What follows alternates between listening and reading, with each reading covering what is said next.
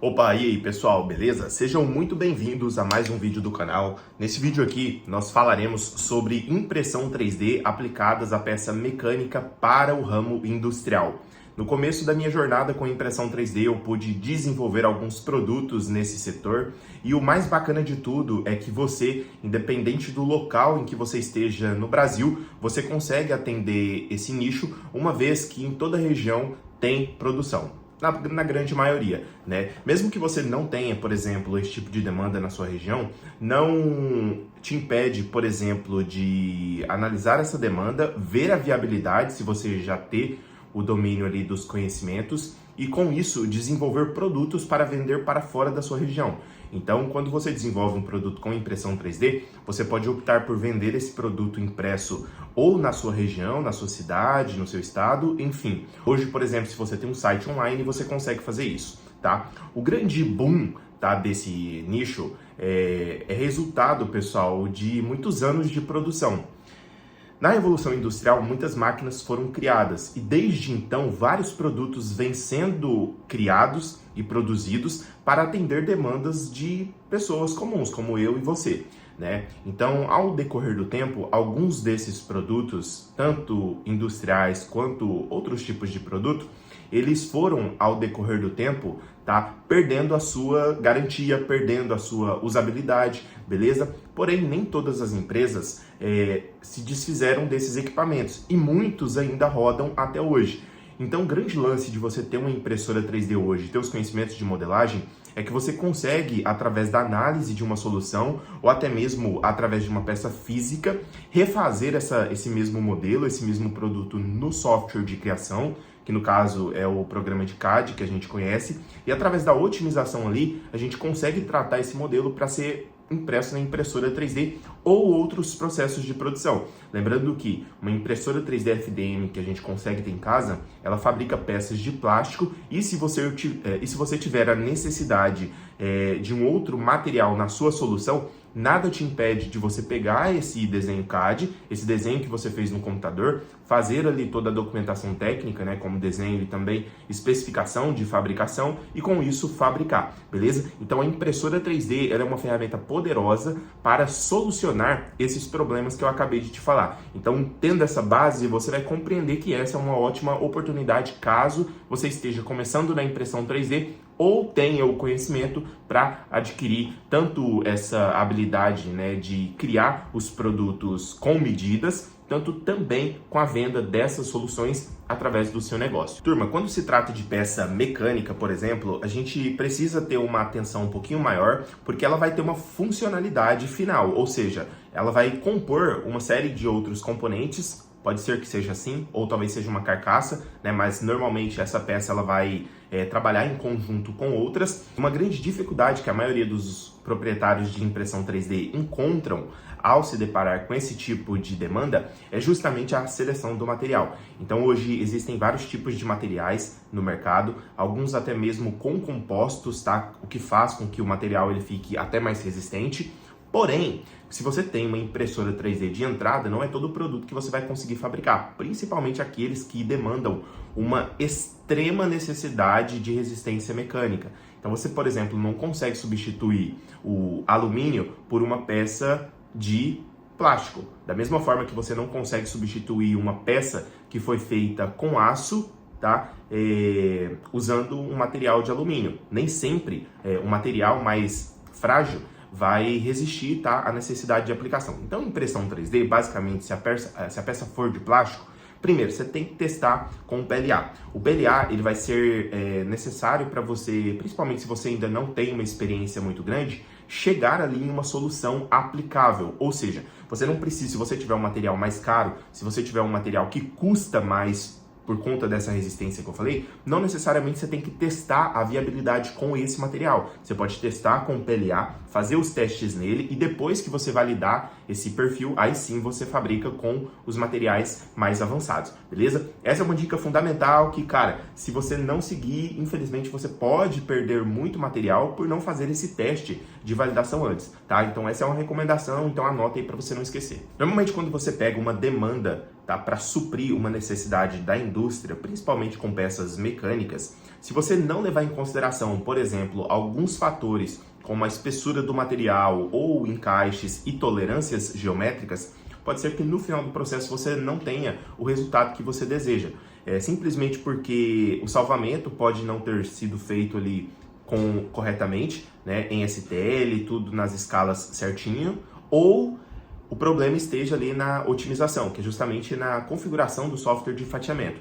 Toda peça que você pega para imprimir na impressora 3D, é necessário que você faça uma análise antes, ou seja, qual que é o melhor posicionamento, qual que é a altura de camada ideal para sua peça, ela vai precisar de suporte, ela vai precisar de um preenchimento, quantas linhas de parede, teto e base ela vai precisar. Tudo isso é importante você levar em consideração para você não ter peças frágeis ou então peças que não serão funcionais. Ou então peças que você planejou na sua cabeça, modelou e não saiu do jeito que você queria, tá? Existem lógicas, existem regras para isso. Aqui no meu canal, inclusive, tem vários vídeos ensinando você a modelar um produto do zero, desde das ferramentas de modelagem até a impressão 3D. E eu tenho certeza que se inscrevendo no canal, deixando o seu like aqui, o YouTube vai recomendar mais conteúdos como esse e você vai aprender, vai evoluir de forma muito mais rápida e eficiente, beleza? Quando a gente segue um direcionamento de alguém que já teve resultado no campo de batalha, aí sim você consegue avançar mais rápido. Então, galera, o que acontece? Os principais programas que existem hoje para criar modelos em STL são gratuitos. Você pode usar o Fusion 360, o SolidWorks, você consegue utilizar também o Inventor, você consegue utilizar o Blender. Tem vários programas que a gente consegue desenvolver peças com precisão, usando um paquímetro, né, ou então qualquer outro instrumento de medição, e assim você consegue ter no resultado final exatamente a solução, né, que já existia, só que agora reformulada por você. Então, mesmo que você pegue um produto, ou então uma demanda que já exista no mercado, se você aprimorar ela, melhor ainda. Por quê? Porque normalmente as peças elas quebram em determinados pontos específicos. Então se você coloca, por exemplo, uma ranhura ou então até mesmo um reforço nessa peça, pode ser que ali você tenha um desempenho melhor. Então vale a pena arriscar, vale a pena testar e por isso refazer esses testes com o material aí que você tenha sobrando, então um material mais barato, vai te permitir, por exemplo, principalmente nessa etapa de prototipagem e de validação, ser mais eficiente, ser mais rápido, beleza? Então vale a pena também seguir essa dica aí, e se você não estiver anotando, é importante que você anote para fixar melhor na sua cabeça, beleza? Turma, ainda falando sobre esse tema, eu não poderia deixar aqui, né, de falar para vocês alguns casos de aplicação. Então, com impressora 3D, eu já fiz, pra vocês terem ideia aqui, ó, engrenagem, eu já fiz carcaça, eu já fiz case, tá? Eu já fiz também suportes e é ilimitado a quantidade de possibilidades que existe, desde que você leve em consideração esses fatores. A modelagem, a otimização, o seu processo de produção, não é todas as peças também, todas as dimensões que você consegue fabricar nela, e isso é fundamental também, que se a gente deixar de falar aqui, pode ser que você nunca pare para pensar, tá? E caso você goste desse tipo de conteúdo aqui, sente que aprende com a gente, não esqueça de deixar os seus comentários, porque eu gosto muito de receber o feedback de vocês, principalmente para a gente conseguir analisar aqui se a gente está somando para vocês ou não, tá? Toda empresa de desenvolvimento de produto, ela precisa ter ali uma bateria de teste de validação, tá? Então, mesmo que você fabrique o seu produto, né, a sua ideia, o seu protótipo em um material diferente, esse mesmo produto fabricado com esse material, ele vai servir para você, primeiro, validar as dimensões dele, segundo, validar a geometria, né, se ele tem ali todos os encaixes, tudo certinho, também se ele vai precisar sofrer ali alguma alteração ou então pós-processamento, tá? Então, sempre faça esses testes, tá, com materiais menores ou até mesmo com calibrações menores, principalmente se você estiver pegando um filamento novo, tá? Normalmente, isso é em qualquer fabricação de PLA, tá? Em qualquer empresa acontece isso. Então, se você, por exemplo, deixar de fazer a regulagem de temperatura, pode ser que tenha variações e você tenha ali danificações na sua peça. Então, todo tipo de material que você pegar, faça um pequeno cubo de calibração a fim de encontrar ali a melhor temperatura, a melhor altura de camada, tá? E a melhor velocidade, porque de fato o que vai fazer com que a sua peça tem ali as características de qualidade ideal, são esses fatores, tá? Quando se trata de impressão 3D, dominar isso aí vai te fazer ganhar muito tempo, beleza? Então, isso também é fundamental para você que quer usar impressão 3D para peças mecânicas. Aí, o que acontece? Continuando nesse fluxo de trabalho, né, a gente entra no pós-processamento da sua peça. Então, dependendo dela, ela precisará de pintura, né? Nem sempre a impressora 3D, dependendo do seu produto, ela vai te entregar o produto totalmente pronto. Às vezes você tem que tirar um rebarbinho, às vezes você tem que fazer uma pintura, tá? Por isso que é importante que você, no mínimo, tenha noção de otimização, porque ao decorrer do tempo você vai colocar na sua esteira somente o que faz sentido, tá? Então você vai colocar somente o que é mais lucrativo no seu modelo de negócio e aquilo que coloca mais dinheiro no seu bolso. Infelizmente, o oxigênio de toda empresa é isso, tá? E se você não ficar focado nisso, por que eu falo infelizmente? Porque ninguém ensina isso.